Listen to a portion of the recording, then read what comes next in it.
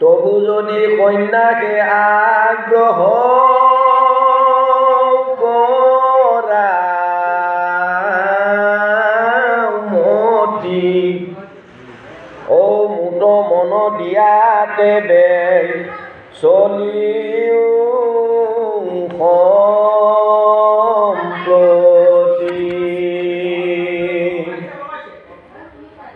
রাম সমস্তে প্রাণিত মুখ দেখি বাণিজ্য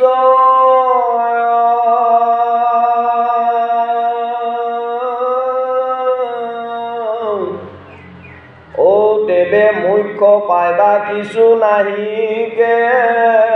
সংশয়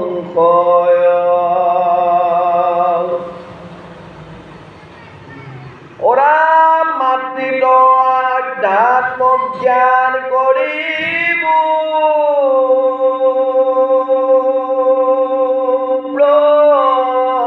প্রকাশ ও যেন মতে তান ভব বন্ধ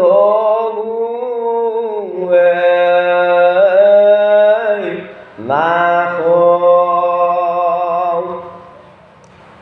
কপিল দেৱৰহি শুনিয়া বচন পৰম আনন্দ ভৈলা ব্ৰহ্মাৰ নন্দন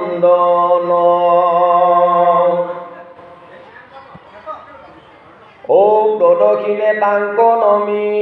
কৰি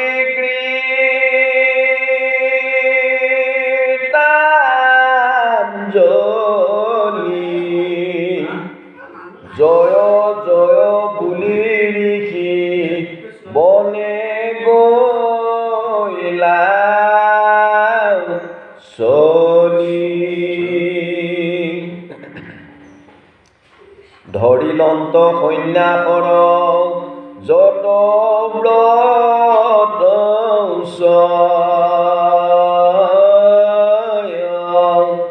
ও নিৰন্তৰে প্ৰাণিক দে খন্তে ব্ৰহ্মময়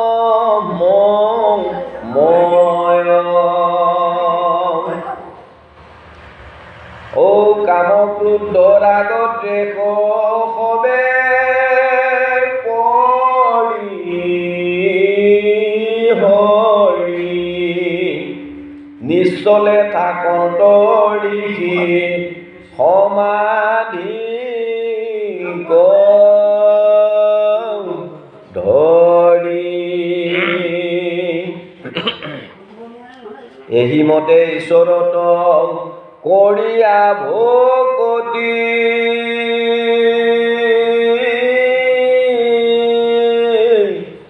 ও কদৰ্মে পাইলন্ত পাছে ভগৱন্ত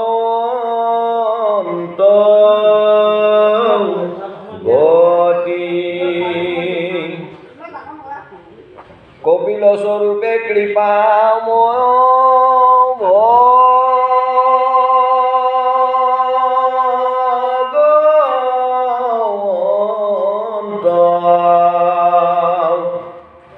ও যুগ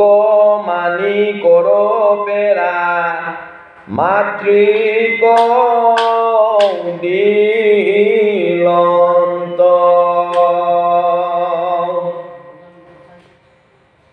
এই পেৰা মানে বাকচ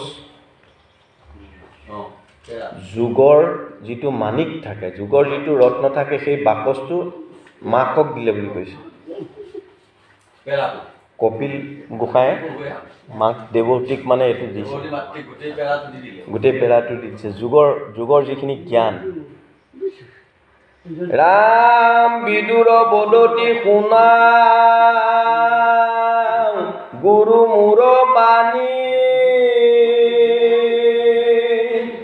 এই কপিল স্বৰূপ ধৰি দেৱ চক্ৰ পানী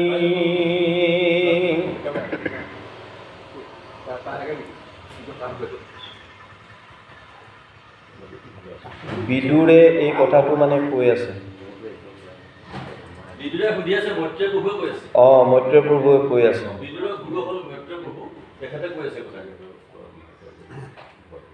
ও ৰাম ৰাম যিটো যিটো কৰ্ম কৰি লন্ত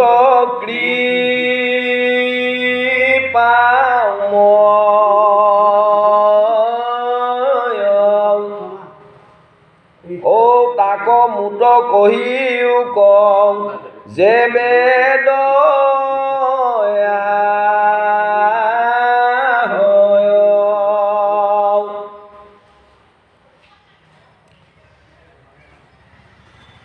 প্ৰভুৰ চৰিত্ৰ শুনিবাক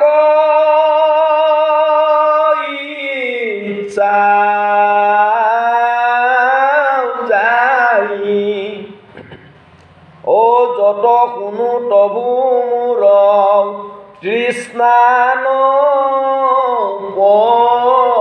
পলাই ৰাম নিগদতি সুখ শুনা উত্তৰ আনন্দ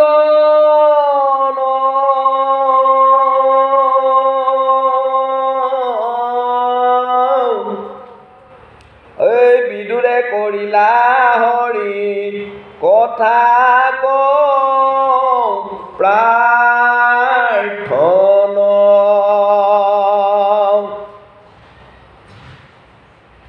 শুনি কুশাৰুৰ পুত্ৰ আনন্দিত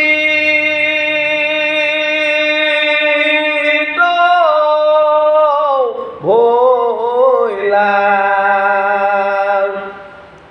ও কপিল প্ৰভুৰ কথা কহিবা লৈলা এতিয়া আসল বস্তুটো আহিছে মাতৃৰ আগত কপিলৰ ভক্তি লক্ষণ বৰ্ণনা ভক্তিৰ কিটো লক্ষণ বাপসকল আমাৰ বোলে আমাৰ বুলি কৈছোঁ আৰু ভকতসকলৰ 28টা গুণ থাকে 28টা গুণ কেনেকুৱা এতিয়া এই কথাটো এই কপিলৰ হেৰিয়াতে গোটেইখিনি বৰ্ণনা কৰিব সেইকাৰণে কৈছে মাতৃৰ আগত কপিলৰ ভক্তি লক্ষণৰ বৰ্ণনা বুলি কৈছে কপিলৰ যিটো ভক্তি হৈছিলে সেইটোৱেই বৰ্ণনা কৰিব গতিকে খুব সাৱধানে কথাটো শুনিব লাগিব নহ'লে আমি এতিয়া ভকত হৈছোঁ আমাক ভকত বুলি কয় এই কাপোৰযোৰ পিন্ধিলে কিন্তু ভক্তিৰ লক্ষণটো আমাৰ আছে নাই সেইটো এতিয়া ধৰা পৰিব এতিয়া ও মৈত্ৰেয় বদতি শুনা ব্যাসৰ নন্দন কপিল হৰিৰ পিতৃ যেবে গৈলা